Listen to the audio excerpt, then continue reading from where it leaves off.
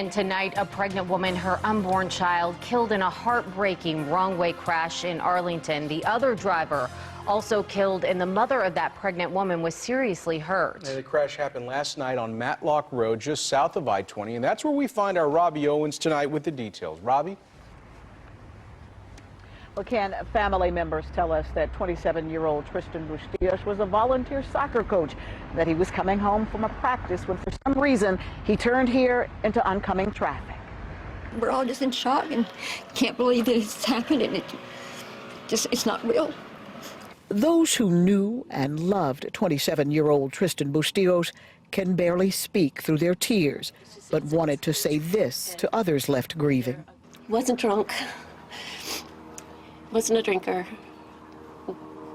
We don't know. A video camera at a nearby restaurant was rolling as Tristan Bustillos, for some unknown reason, turned into a turn lane on Matlock and instead of continuing across the lanes of traffic, started driving south in the northbound lanes.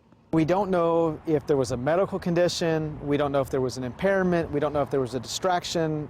We don't know if he thought he was trying to pass traffic and maybe didn't realize he was on the wrong side of the road.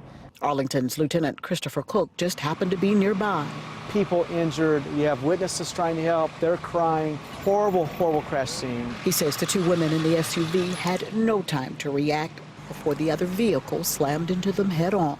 One pronounced deceased along with her unborn child, mother fighting for her life to survive. Very sad, tragic turn of events. The next step for police will be to trace Bustillos' path prior to the crash. He had volunteered to coach some of the boys' team, and last night he had gone to a practice and he was on his way home from that.